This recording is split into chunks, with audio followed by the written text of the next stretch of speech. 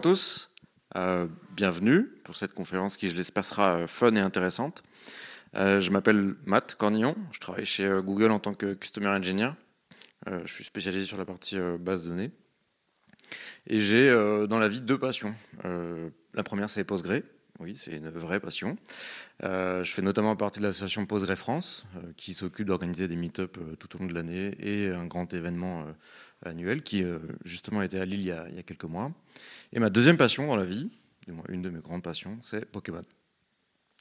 La conférence aujourd'hui, donc, elle mêle une espèce d'histoire personnelle et de use case technique, tout de même. Et je l'ai appelé comme ça, parce que le titre est assez catchy et il me faisait rire. Mais en vérité, on aurait pu l'appeler aussi comme ça. C'est comment on va utiliser les bases de données et l'intelligence artificielle pour ranger mon bordel.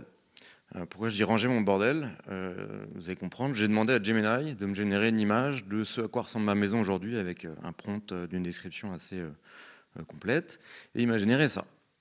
Et effectivement, c'est assez ressemblant à ce que j'imagine de ma maison aujourd'hui. En effet, si vous venez chez moi, vous retrouverez des cartes Pokémon partout. Et quand je dis partout, c'est vraiment partout. Dans les toilettes, dans ma chambre, dans le salon, enfin vraiment partout. Et pour comprendre l'ampleur du problème, il faut se rendre compte qu'en fait, je fais ça depuis toujours. Ça, c'est moi il y a 20 ans et ça ne s'est jamais arrêté. Donc, j'ai vraiment un très gros problème avec les cartes Pokémon notamment. Donc, à un moment donné, avec ma femme, on s'est posé et on s'est dit, qu'est-ce qu'on fait? On a deux options. La première, c'est je brûle tout et on passe à autre chose. C'est rapide, efficace, peut-être pas forcément très écologique ni économique, mais c'est une option. La deuxième option, évidemment, c'est on trie tout ça, on classifie et puis on revend une partie des cartes, du moins celles qui nous intéressent plus. Donc on a plutôt choisi cette méthode-là, et la première chose qu'on s'est dit, c'est comment on va faire. La première chose qu'on se dit, c'est on va le faire à la main, donc on va trier chacune des 10 000 cartes, on va reconnaître chacune des cartes, on va les foutre en vente sur eBay, Le Bon Coin, ce que vous voulez. Mais évidemment, ça ressemble à un truc fastidieux. Donc plutôt que faire ça, on va évidemment utiliser la technologie. Si on essaie de rephrase un peu le problème, trier 10 000 cartes, qu'est-ce que ça veut dire? Finalement, ça veut dire que individuellement, pour chacune des cartes, je dois découvrir quelle est cette carte, d'où elle vient, quand est-ce qu'elle est sortie, à quelle extension elle fait partie, quelles sont les informations qui finalement me permettent de la mettre en vente. Et si on rephrase encore une fois, finalement, ça veut dire quoi? Ça veut dire comment je fais pour trouver cette carte unique au travers d'une base de données qui contiendrait l'exhaustivité des cartes Pokémon qui sont sorties jusqu'à aujourd'hui. Et quand on relit finalement la phrase comme ça ressemble plus à un problème de base de données avec lesquels la technologie va pouvoir nous aider. Maintenant, il s'agit d'identifier une carte Pokémon. Donc comment on va faire ça? On va regarder une carte. Donc toutes les cartes ont plus ou moins cette tronche-là. Elles ont notamment un nom, donc celle-ci Pikachu. Elles ont une illustration qui est unique. Alors c'est pas toujours le cas, mais c'est globalement la vérité. Ensuite, on va retrouver ce que j'appelle des action tags. Donc concrètement, ce sont les choses qu'on utilise pour jouer au jeu. Littéralement, c'est un jeu auquel on peut jouer.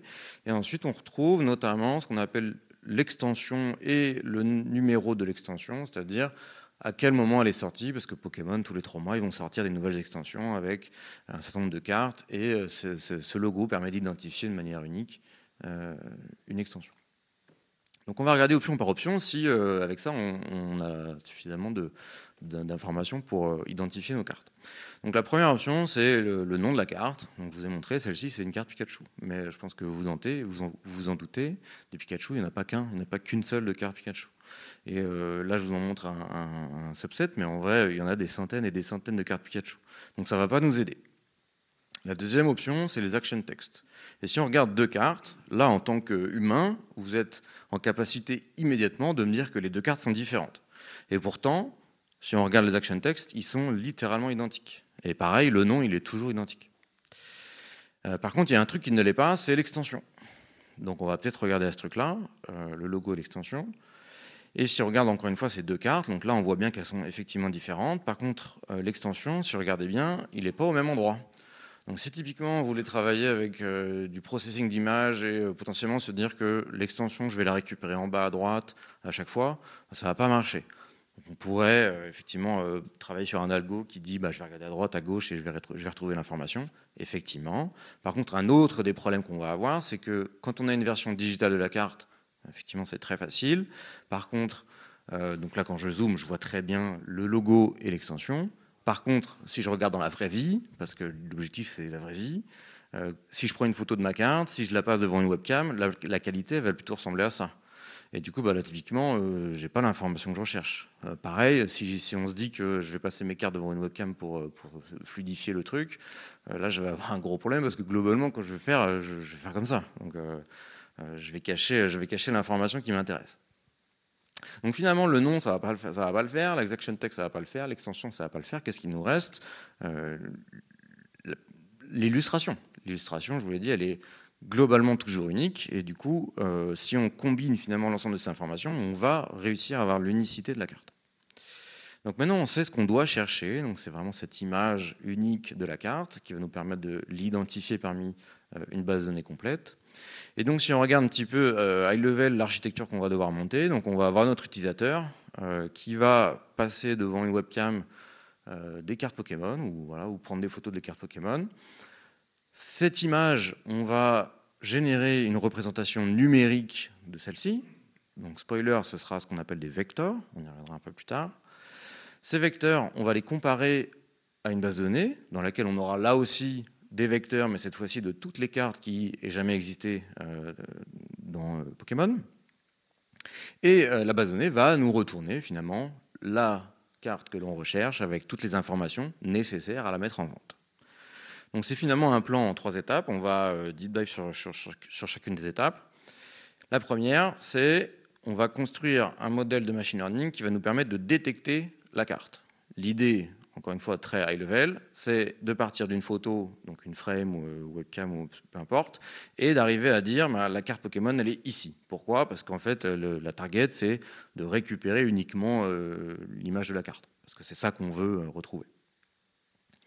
Avant de rentrer un peu plus dans le détail, je voulais refaire un point sur le lexique, parce que les AI, on en parle tout le temps, tout le monde en parle. C'est 2 lettres qu'on peut coller à la suite de sa startup pour la vendre un peu plus cher, mais concrètement, il y a une vraie définition derrière.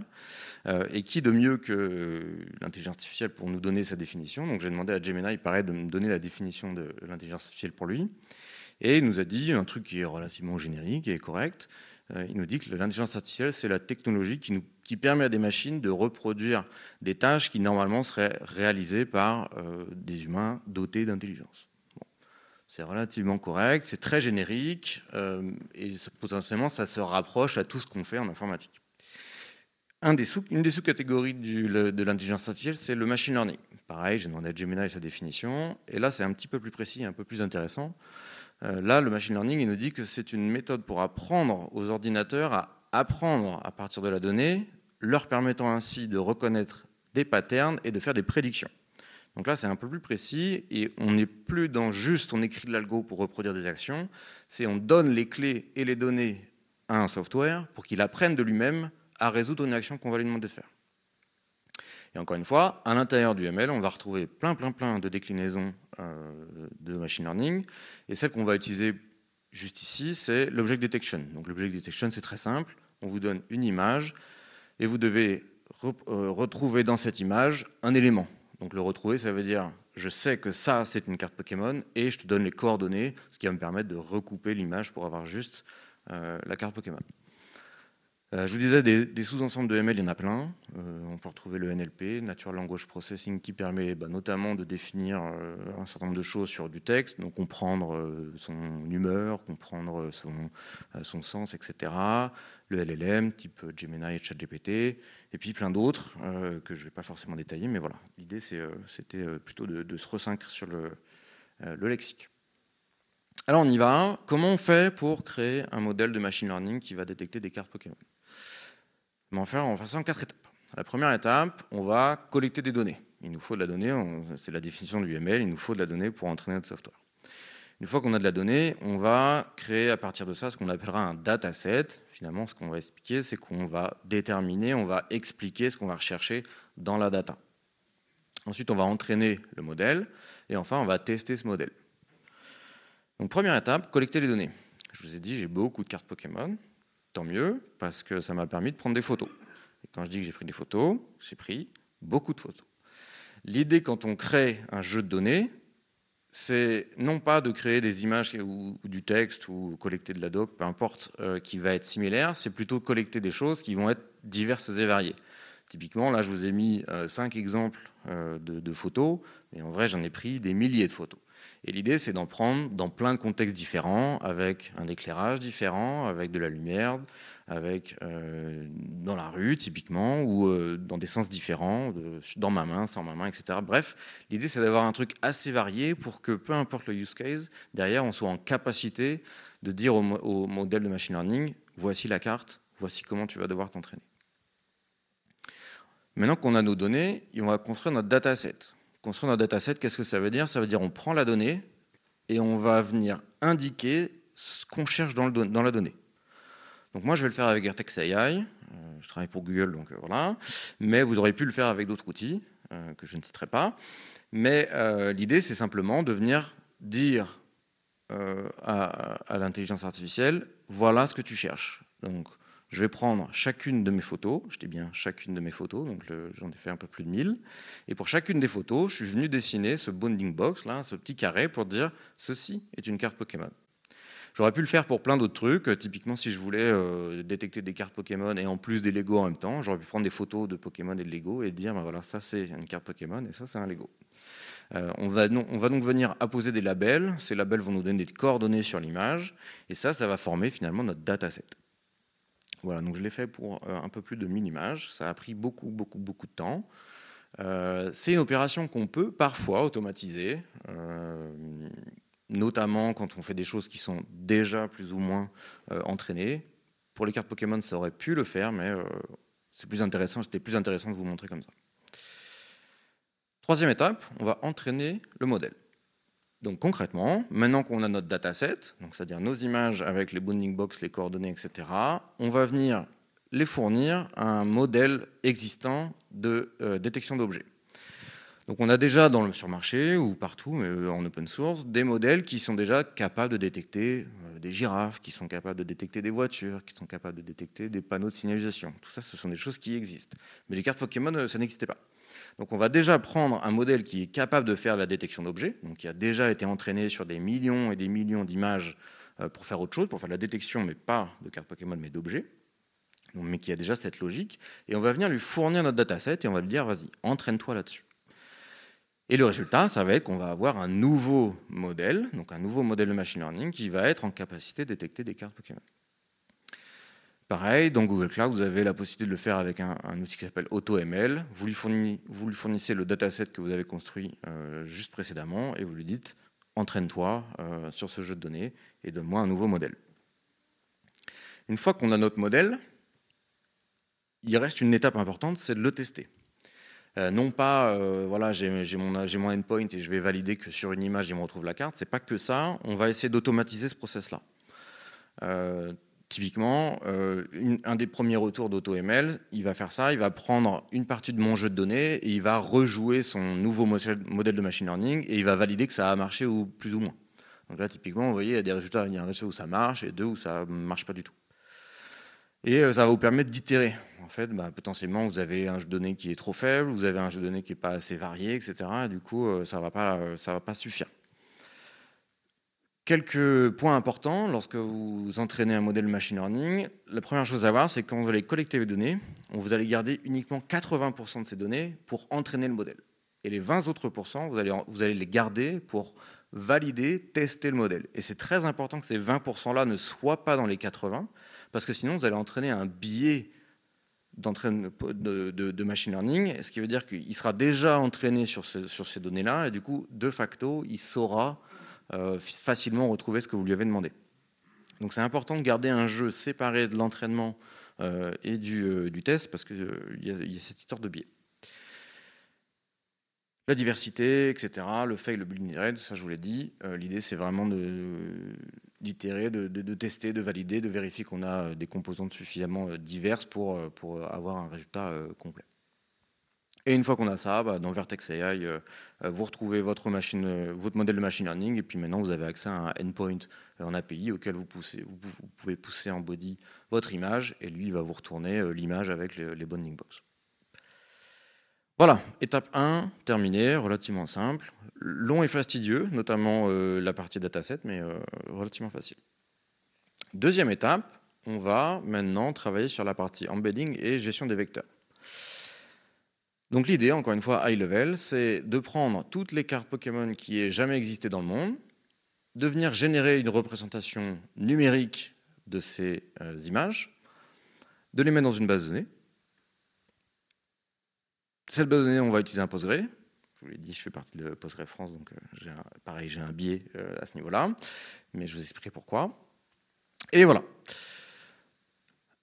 Donc, l'idée ici, c'est qu'on prenne chacune des cartes, on génère une version numérique. On fait ça. Mais qu'est-ce que ça veut dire faire ça? Et puis, qu'est-ce que c'est un vecteur, finalement? À quoi ça correspond? Donc, pour ça, on va zoomer sur une carte. On va commencer par faire ça. On zoome un petit peu. Je pense que je ne vous apprends rien. Une carte, c'est quoi? C'est une image, peu importe, c'est un amas de pixels. Donc, typiquement, cette carte-là, c'est 732 par 1024 pixels. Ce qui représente un peu moins d'1 million de pixels, ce qui fait déjà beaucoup. Et si on regarde un pixel dans le détail, celui-là par exemple, la langue de Carapuce, on pourrait très facilement dire, ce pixel-là, c'est 3 composantes, rouge, bleu, vert, 238, 110, 132. Donc très concrètement, une carte, une image, je pourrais la représenter avec juste 3 codes couleurs, et je fais une espèce de bitmap de ces pixels. C'est une chose qui pourrait être possible. Donc je vous l'ai dit, une carte Pokémon, c'est un peu moins d'1 million de pixels. Par contre, si je prends une photo de frites, j'ai pris random sur Internet, qui est en 1080p, là on est déjà à 6,2 millions de pixels. Donc très concrètement, ça va être très difficile de se baser sur les pixels parce qu'on va avoir des informations qui vont être énormes. Et plus on avance dans le temps, plus on a des images qui vont être en haute définition et qui vont avoir de plus en plus de pixels. Donc définir une image avec juste les pixels, trop compliqué, encore plus à stocker et à manipuler.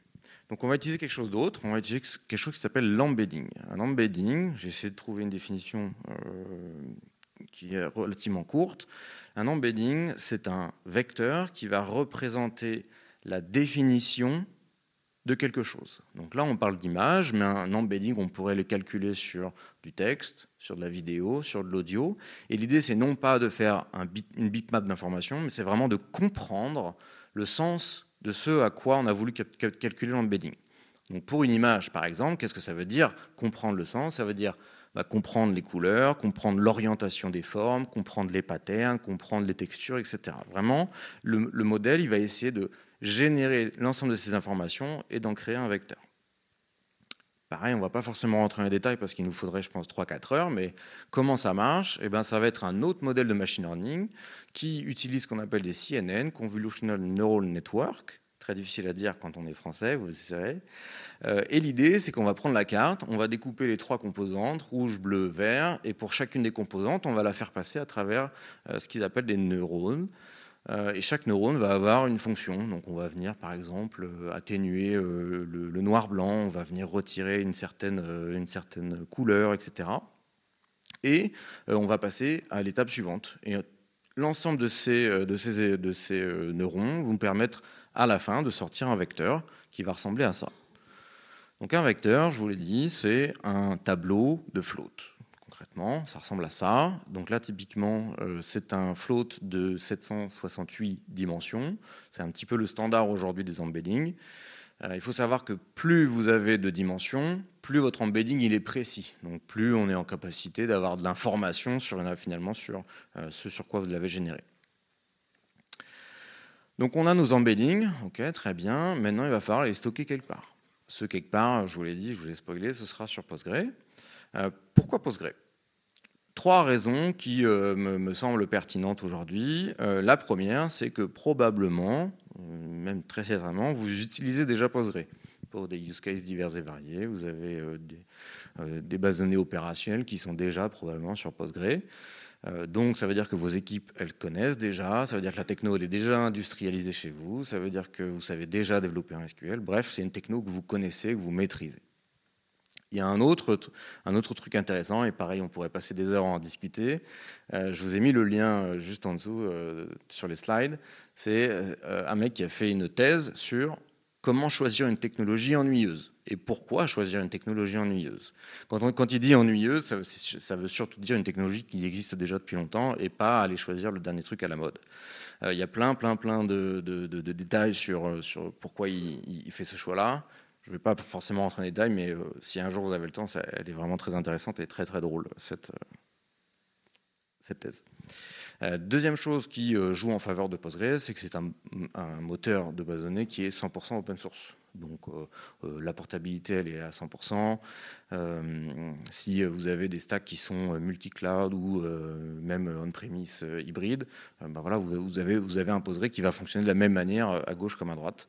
Et pareil, la communauté, elle est un grand soutien dans plein de sujets. La génération d'embedding et le stockage de vecteurs, il est apparu il y a quelques années, du moins il s'est démocratisé il y a quelques années avec ChatGPT. Très vite, l'extension est arrivée et depuis 2-3 ans, l'extension ne fait que s'améliorer. Pareil, les hyperscalers investissent à mort dans Postgre, donc la communauté ne fait que grossir. Et enfin, performance et scalabilité. On entend souvent Postgre, c'est un vieux moteur, il n'est pas cloud native, etc. Mais c'est bien souvent faux. Bien souvent, c'est un biais, encore une fois, induit par on a toujours envie d'aller chercher la nouvelle technologie, etc. Mais la vérité, c'est que quand on connaît bien le moteur, on peut l'optimiser pour scaler plus ou moins à volonté. Pour mon expérience à moi, j'ai décidé d'utiliser AlloyDB, qui est un fork de Postgre. C'est le moteur de Google. Concrètement, on va venir prendre le meilleur des deux mondes, Postgre et Google. Et une des composantes particulière de AlloyDB, c'est qu'on va venir découpler le compute et le stockage. Donc on va avoir un stockage qui est complètement distribué, notamment pour renforcer cette scalabilité horizontale. Et un des autres gros intérêts d'AlloyDB, c'est qu'on a une intégration native avec Vertex. Donc directement dans AlloyDB, je peux aller générer des embeddings, je peux aller utiliser de l'indexation qui est unique à AlloyDB. Enfin, voilà, il y a plein de petites choses qui font que je fais ce choix-là. Donc on va prendre toutes les cartes, on va les envoyer à Vertex, donc, qui contient un certain nombre de modèles de machine learning qui génèrent des embeddings. Donc on va appeler une API, on va filer notre image, il va nous retourner notre array de float. On va faire ça pour toutes les cartes, et pour toutes les cartes, on va venir stocker une ligne dans notre table sur Postgre. Sur Postgre, il y a une extension qui s'appelle pgvector qui nous permet de faire ça. Je vais vous montrer un petit peu comment ça marche rapido. Pour installer l'extension, très simple, créer extension vector. Voilà, pas plus simple. Si vous utilisez une version managée chez nous, enfin, chez Google ou ailleurs, ce sera pas plus compliqué que ça.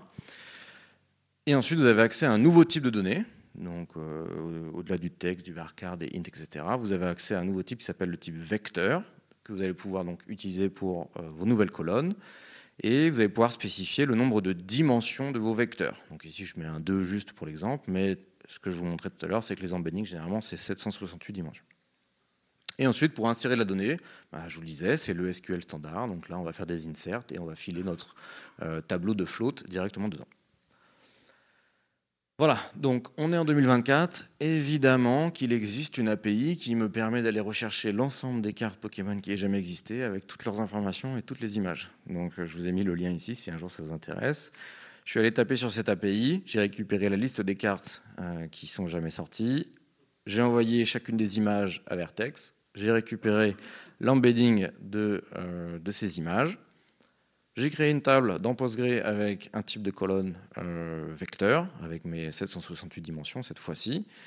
Et on est good. Donc ça y est, on a une table avec toutes les cartes Pokémon, toutes les informations de chacune des cartes. Et pour chacune des cartes, j'ai généré l'embedding de son image. On est good pour l'étape 2. Étape 3, maintenant on va rechercher des cartes à l'intérieur de cette base. Rappelez-vous, c'est quand même l'objectif. Donc on va faire quelque chose qui s'appelle de la recherche de similarité. Très simplement, on va prendre l'image qu'on a réussi à détecter grâce à notre modèle de détection d'objets.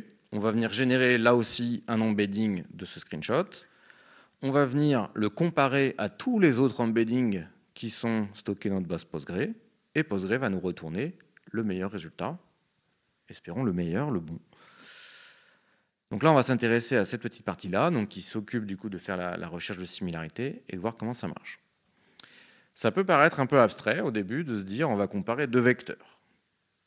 Donc pour illustrer ça, je vais prendre des vecteurs à 2 dimensions, parce que c'est relativement plus facile humainement pour visualiser. Donc on va se dire que par exemple cette carte Pikachu, elle a un embedding, un vecteur de 3 et 1. Je prends cette autre carte, on va se dire qu'elle a un embedding de 1 et 2. Encore une fois, ce sont des exemples pour illustrer. Si je rajoute mon screenshot, probablement qu'il va avoir un embedding proche de 2,02 et 0,5. Donc là, encore une fois, en tant qu'humain, très facilement, vous êtes en capacité de vous dire que la distance entre ces deux points, elle est plus faible que la distance entre ces deux points-là. Voilà, c'est exactement comme ça que marche la recherche de similarité. Donc il y a plusieurs méthodes pour calculer la distance entre deux vecteurs. La première, c'est ce qu'on appelle la recherche, la similarité cousine. Donc on va prendre les deux vecteurs, on va calculer l'angle entre ces deux vecteurs, et ça va nous donner, je suis allé un peu trop vite, hop, et ça va nous donner une valeur entre 0 et 1. Si vous vous rappelez de vos cours de maths, globalement, c'est plus ou moins ça. Deuxième méthode de calcul entre deux vecteurs, c'est ce qu'on appelle la L de distance ou la distance euclidienne. On va prendre toujours nos deux vecteurs et cette fois, on va calculer la distance directement entre les deux points. Voilà, c'est deux choses qui ont plus ou moins le même objectif, mais qui vont le faire différemment. Quand est-ce qu'on va choisir l'une ou l'autre, sachant que là j'en présente deux, mais en vrai il y en a 6 de disponibles, en tout cas sur PGVector. Globalement, on va préférer la recherche cousine parce qu'elle nous permet de regarder la direction des vecteurs et non pas juste la distance entre les vecteurs, ce qui fait que en fonction de si vous avez pris des photos qui vont être dans des conditions différentes, on va obfusquer un certain nombre de paramètres. Concrètement, regarder la direction, c'est plus intéressant que la distance. Comment on fait ça dans Postgre? Encore une fois, toujours du SQL, tout simple. Donc on a accès à un nouvel opérateur, donc c'est le chevron égale chevron là. Et pour récupérer les éléments qui sont le plus proches de celui que je vais passer en paramètres, on va faire un order by, tout simplement. Donc là, je vais orderer l'ensemble de mes résultats par la distance. Donc je vais comparer l'embedding de toutes les cartes Pokémon et je vais le comparer à l'embedding du screenshot qu'on aura pris de ma photo. Et je vais limiter le nombre de résultats à un certain nombre de cartes, ce qui va me donner les 4 cartes les plus similaires au screenshot que je viens de prendre. Si on regarde dans la vraie vie, ça va ressembler à ça. Donc là, par exemple, je prends une photo du Crustabris tout là-haut, et les 4 meilleurs résultats, c'est les 4 suivants. Ce qui est intéressant dans ce truc-là, si vous regardez un petit peu dans le détail, c'est que le premier résultat, c'est évidemment le bon. Okay. La petite particularité, si vous regardez bien, c'est que le résultat, il m'est ressorti en anglais, tandis que moi, ma carte, elle est en français. Donc il a quand même réussi à comprendre que c'était la même image. Autre élément intéressant, le deuxième meilleur résultat, c'est la sous-évolution du Pokémon. Pour ceux qui connaissent un peu Pokémon, c'est celui qui est juste avant dans la chaîne d'évolution. Alors ça, c'est pareil, ça me fascine. C'est-à-dire que texturellement, d'un point de vue juste image, il a réussi à trouver que la similitude était si forte que c'est la deuxième carte qui lui ressemble le plus. Et enfin, il y a plein d'autres éléments que vous pouvez noter, notamment toutes les cartes sont bleues, toutes les cartes ont un Pokémon qui regarde dans la même direction, toutes les cartes ont plus ou moins les mêmes couleurs. Si vous regardez un petit peu, c'est toujours du bleu, du rose, un petit peu de jaune en background. Enfin voilà, c'est très fort. Moi, je suis à chaque fois impressionné. On regarde sur un Pikachu, évidemment. Donc là, c'est la chose qu'on voulait regarder au tout début. Il va nous retourner, évidemment, donc le premier Pikachu, celui qu'on cherche. Et les autres, ça va être que des Pikachu. Et puis pareil, là, vous pouvez regarder, il y a des petits détails qui sont frappants dans l'embedding. Si on regarde la carte originale, donc il y a effectivement un background avec des nuages, du ciel et du vert. Si vous regardez la deuxième carte, on retrouve là aussi des feuilles, un ciel avec des nuages, etc. Enfin, voilà, très fort. Sur la recherche de similarité, on a deux façons de faire. Donc là, je vous parlais juste de ce qu'on appelle KNN, donc Key Nearest Neighbor. On va chercher qui est le vecteur le plus proche parmi tous les autres vecteurs. Ça, globalement, comment ça marche en Postgre? Eh bien, il va prendre l'embedding et pour chacune des lignes de la table, il va comparer et il va calculer la distance. Donc ça, c'est très très bien quand on a un petit jeu de données. Donc là, on parle de cartes Pokémon, il y a à peu près 20 000 cartes, donc c'est pas énorme. On peut tout à fait le faire en mémoire, il n'y a pas de problème.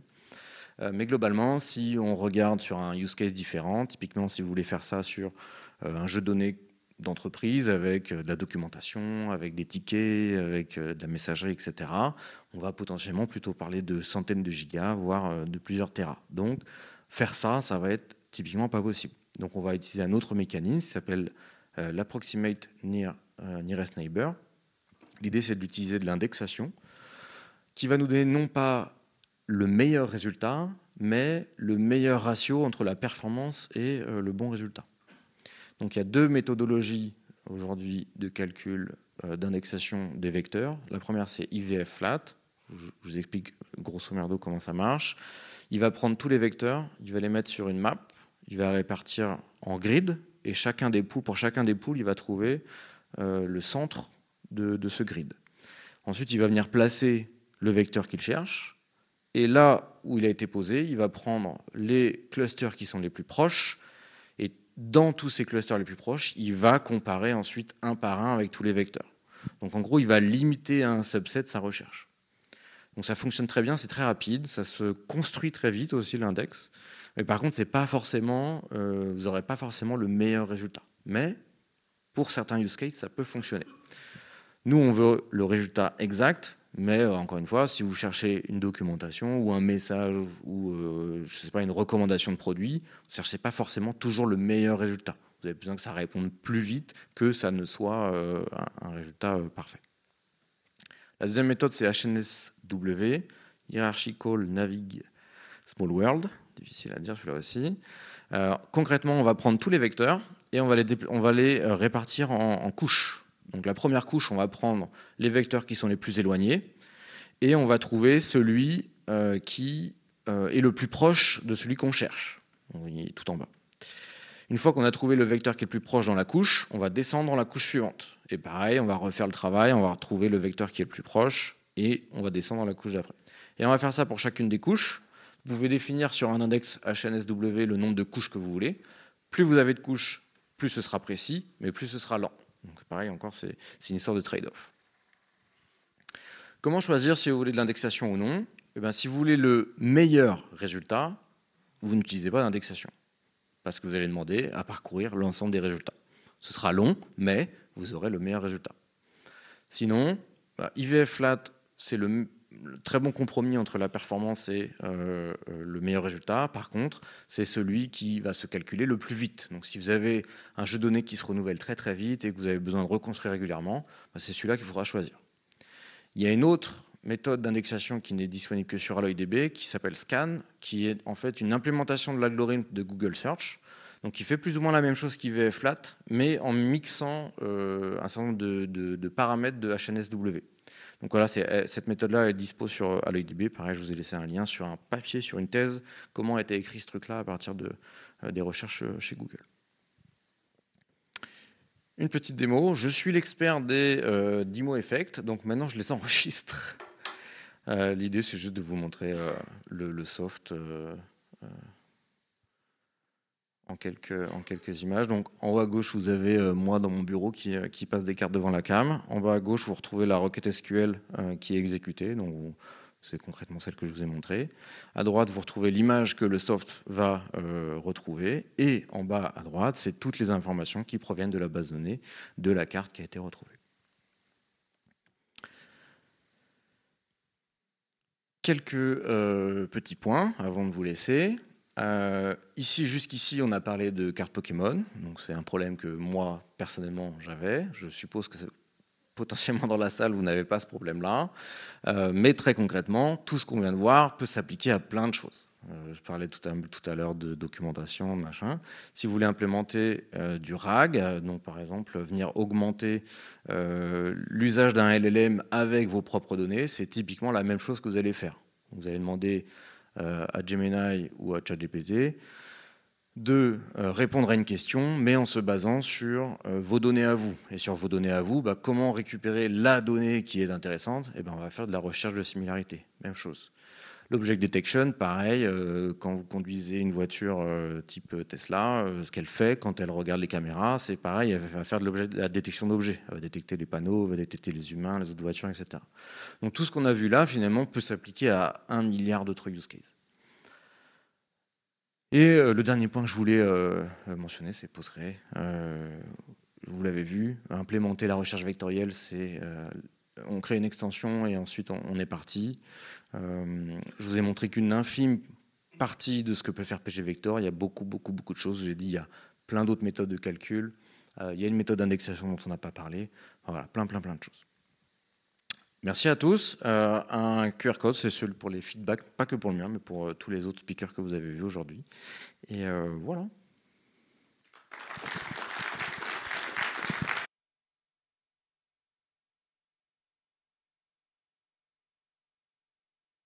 Je ne crois pas qu'il y ait quelqu'un dans la salle. Si vous avez des questions, sinon je suis là. Encore un peu.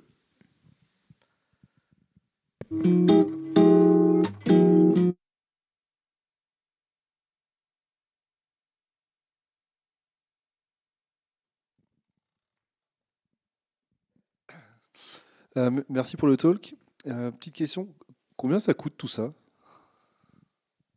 Pas cher. Très concrètement, là, le cas d'usage, il est vraiment simple. Les 20 000 cartes, je les ai stockées dans un AlloyDB, mais en vrai, c'est overkill. On parle de quelques centaines de meg max pour la donnée. Donc évidemment, ça va dépendre de ton jeu de données. Là, pour le use case, vraiment, ça coûte rien. Le dataset, pareil, c'est 1000 images, donc c'est quelques gigas. L'entraînement du modèle, pareil, il ne coûte pas grand-chose. Je dis pas grand-chose parce que je ne peux pas donner les prix. Il faudrait regarder en fonction de là où tu stockes ton modèle, etc. Ça va changer. Et après, tu payes à l'embedding. À chaque fois que tu vas appeler l'embedding, tu vas payer un certain nombre de centimes.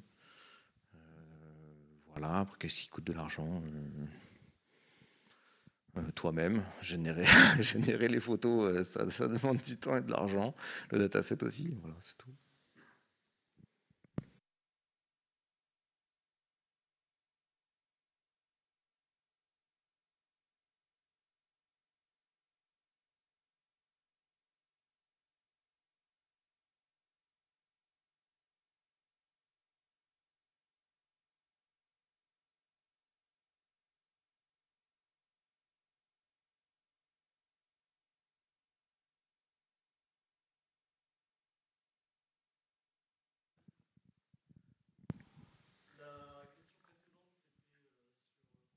Ça coûtait. Maintenant, le temps, c'est de l'argent. Combien ça t'a mis pour développer ce logiciel? Ouais.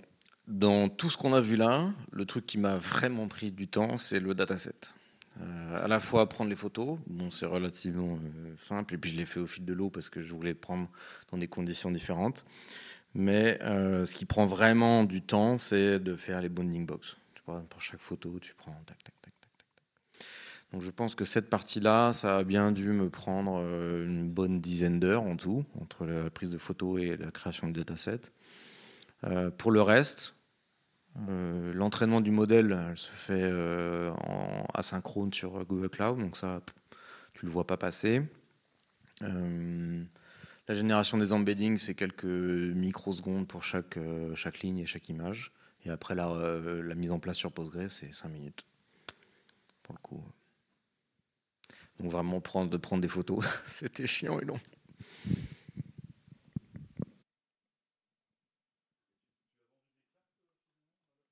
Oui, et très bonne question. Donc à la base, j'ai vraiment fait ça parce que j'avais un vrai problème de cartes. Et là, j'ai parlé de cartes Pokémon, mais en vrai, j'en collectionne d'autres. Et oui, j'en ai vendu. Alors, j'aurais dû le faire. J'ai une version améliorée de l'UI que j'ai montré là, où en fait, j'appuie sur un bouton et il me génère un export CSV de toutes les cartes que j'ai scannées sur ma session. Et ce CSV, ensuite, je peux l'uploader sur une marketplace pour directement mettre la carte en vente. Donc j'ai encore des trucs à gérer, notamment je gère pas la langue, enfin je détecte pas la langue. C'est une chose que je pourrais faire avec un autre modèle de machine learning typiquement. Exactement, donc je valide pas l'état de la carte. Donc concrètement, je ne scanne que des cartes que j'estime en near mint, et du coup je m'abstrais de cette contrainte-là. Mais oui, on pourrait aller encore plus loin. Et on pourrait même automatiser moi qui passe les cartes devant la webcam pour dire que ce serait un tapis roulant avec avec des robots qui prennent des photos, quoi. Et je scanne, ouais. Là, l'idée, c'était de me débarrasser, surtout. Hein. Ne me donne pas des mauvaises idées.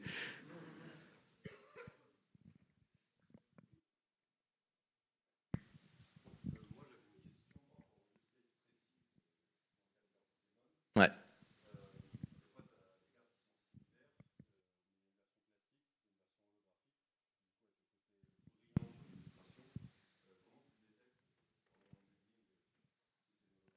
Ouais, bonne question. Il y a deux choses. La première, c'est que pour les anciennes éditions, c'est relativement simple parce que chaque carte avait sa version holo et sa version pas holo. Et du coup, on a l'image de la version holo et de la version pas holo. Donc là, il est capable, avec, ouais, je pense, avec des reflets dans la photo, de comprendre que ça correspond plutôt à celle-là que celle-là. Par contre, pour les versions récentes, je le fais pas. Pour les reverse, etc., je le fais pas.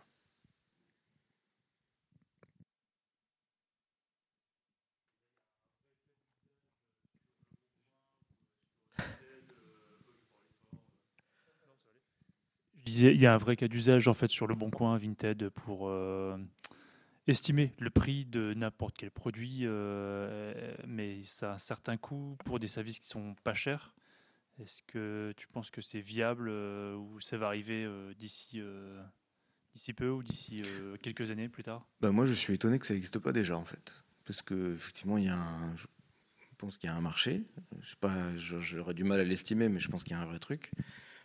Typiquement, moi, ce que je fais, c'est que j'extrais ce truc-là et ensuite, je vais venir le faire matcher avec une API qui, elle, va taper sur une marketplace spécialisée qui s'appelle Card Market, si vous connaissez, et qui va regarder les prix globalement et l'évolution des prix. Et en fonction de ce truc-là, il va déterminer un prix pour ma carte. Et du coup, tout le chemin de mise en vente, il est automatisé. Je pense qu'on pourrait combiner en fait ce truc-là, l'API et la mise en vente, et tout faire d'un coup, quitte à même le déporter sur plusieurs marketplaces. Tu mets ta carte en vente, et il va te la mettre en vente sur Le Bon Coin, eBay, Vinted. Voilà, c'est une idée de business, si vous la voulez, je vous la donne. J'allais poser exactement cette question parce qu'en fait, il ne te reste pas grand-chose à faire Ouais. pour faire une application Non, c'est mobile vrai. et qui fait l'estimation du prix. Ouais, ouais. Bah, si t'es motivé, hein.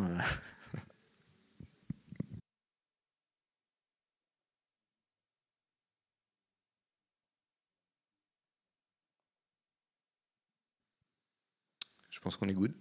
Merci beaucoup.